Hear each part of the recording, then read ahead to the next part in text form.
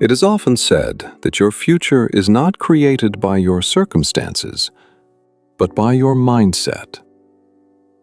Psychologists call this the locus of control.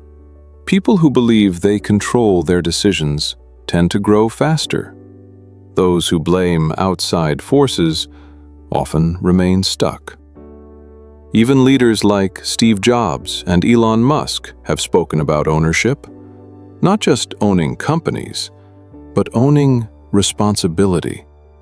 Because when you take ownership, you stop waiting. Two people can start from the same place.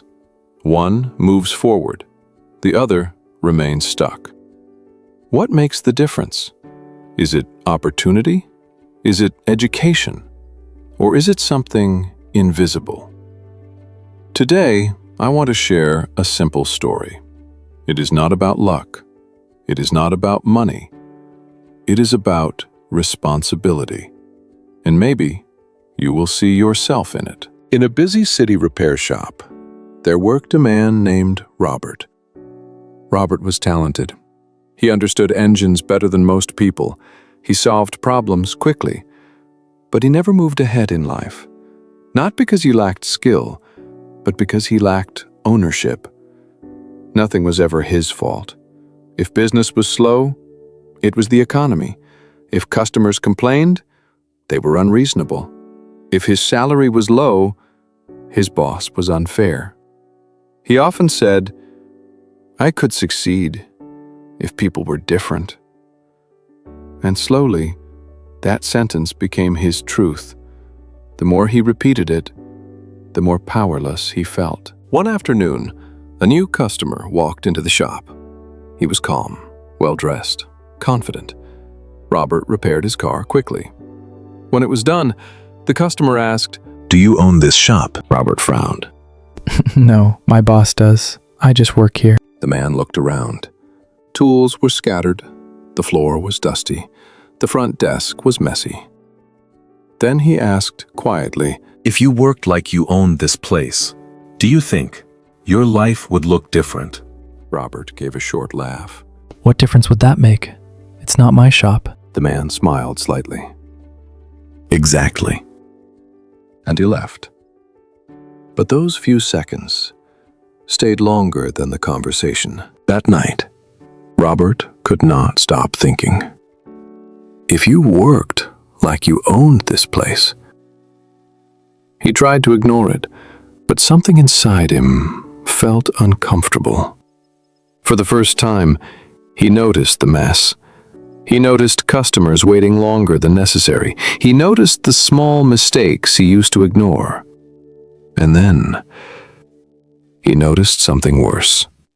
He had been protecting his excuses more than his future. The next morning, Robert arrived early. He cleaned the front desk. He organized the tools. He wiped the windows. No one asked him. His salary did not increase. His position did not change. But he continued. Days passed. Customers started asking specifically for him. They trusted him. They recommended the shop. The owner noticed, not because Robert demanded attention, but because he created value. For the first time in years, Robert felt in control of something. And that feeling was new. Months later, the same man returned. The shop looked different, cleaner, organized, professional. Robert stood straighter. The stranger smiled. You look different." Robert replied calmly, I stopped working like an employee.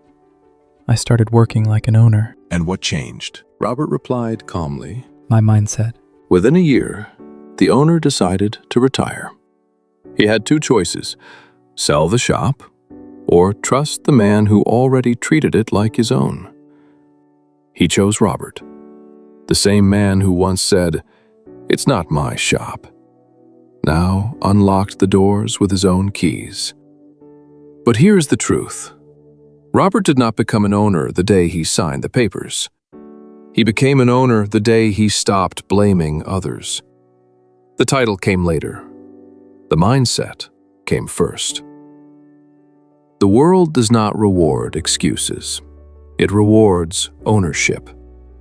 Maybe your life is not waiting for a better opportunity. Maybe it is waiting for you to act like the person you want to become.